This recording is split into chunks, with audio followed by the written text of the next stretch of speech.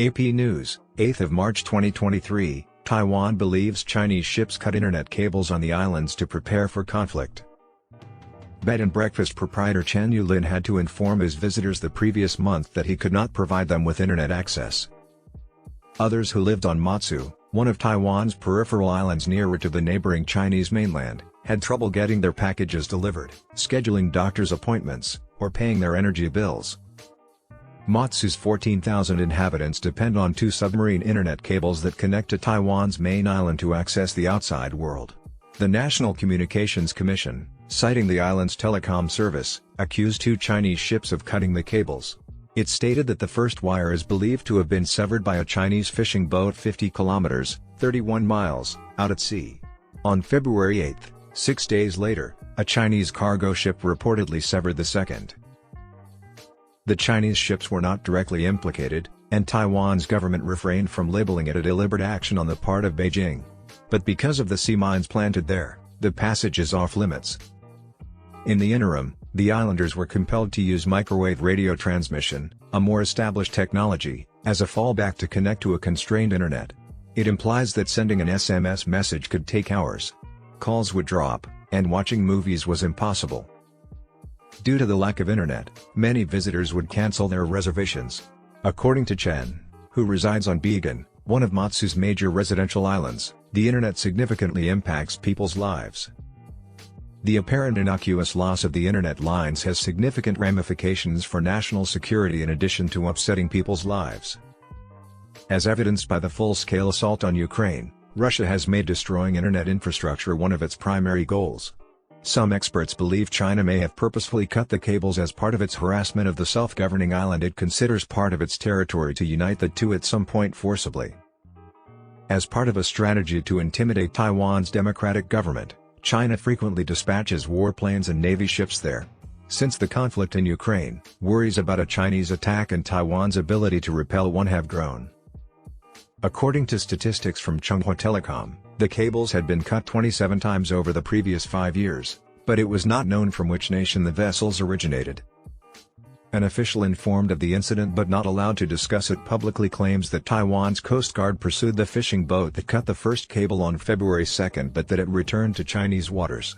Based on automated identification system data, similar to GPS and indicating a vessel's location, the authorities discovered two Chinese ships in the region where the cables were severed. Su Zuyun, a defense specialist at the government think tank Institute for National Defense and Security Research, asserted that we can't rule out that China destroyed these on purpose, citing research showing that only China and Russia had the technological capacity to do so. Taiwan should devote more funds to maintaining and safeguarding the wires. In shallow seas, more likely to collide with ships, internet cables range from 20 to 30 mm, 0.79 inches to 1.18 inches wide, and are protected by steel armor. Despite the safeguards, ships, anchors, and fishing boats using steel nets can readily cut cables. Even in the shallow waters of the Taiwan Strait, this level of breakage is highly unusual for a cable, according to Jeff Houston, the chief scientist at the Asia-Pacific Network Information Center. This non-profit oversees and distributes internet resources like IP addresses for the region.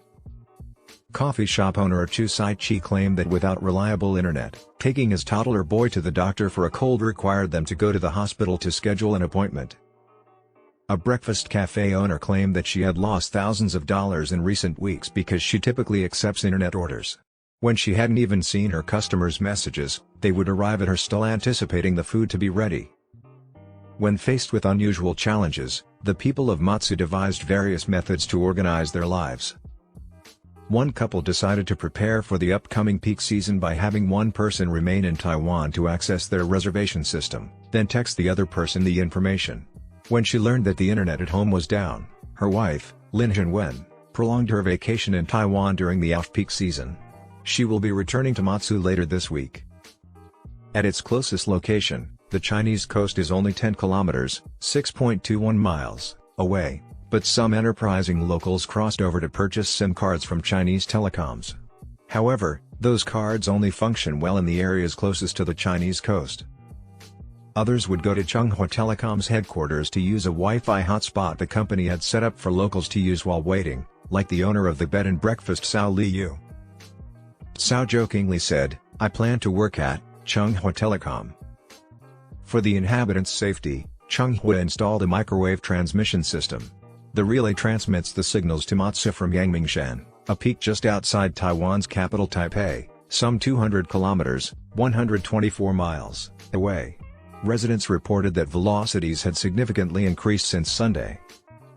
When the internet malfunctioned, the Matsu legislator and the head of Linqiang County, as the Matsu Islands are formally known, went to Taipei to seek assistance. When they arrived, they were informed they would be given priority in any future backup plans for the internet, according to Wang Chengming. After witnessing Russia's cyber attacks during the invasion of Ukraine, Taiwan's Ministry of Digital Affairs openly requested bids from low Earth orbit satellite operators to provide the internet as a fallback plan, Audrey Tang, the head of the ministry, told the Washington Post last fall. However, the program is still stuck because Taiwanese law demands that a local shareholder own at least 51% of the providers. Questions regarding the status of backup plans were referred to the National Communications Commission by a representative of the Digital Ministry. According to NCC, undersea cable monitoring will be installed, with microwave transmission as a fallback. Before using internet cables, many Pacific Island countries relied on satellites as a backup. According to Jonathan Brewer, a telecommunications consultant from New Zealand who works across Asia and the Pacific, some still do today. Cost is another consideration. The cost of repairing the cables is high. The operation of the ships alone is expected to cost $30 million in new Taiwan dollars, $1 million. Wen Li, the leader of the Matsu branch of the ruling Democratic Progressive Party, said that the Chinese boats responsible for damaging the cables should be held accountable and made to pay for the prohibitively costly repairs. Wang, the head of Linqiang County, said he had mentioned the cables on a recent visit to China, where he had encountered an executive from China Mobile. He added that you must be able to identify the offender with certainty to receive compensation. They offered to dispatch experts as assistance. A faxed request for feedback received no response from China's Taiwan Affairs Office. Residents currently have no choice but to wait. Only a few ships can perform the task. The earliest cable-laying ships can arrive on April 20th. There are benefits to a month without working internet as well. The bed and breakfast proprietor, Chen Yu-lin, has felt calmer. The first week was challenging, but Chen rapidly adopted it. He added that he spent more time with his son, who typically plays video games online, saying, "From a life perspective, I believe it's much more comfortable because you get fewer calls." The result was the same at a web cafe where troops on leave were playing offline games. "Our relationships have become a bit closer," said one soldier who only gave his first name, Samuel. "Because everyone tends to isolate themselves when there is an online connection, but now we are more connected."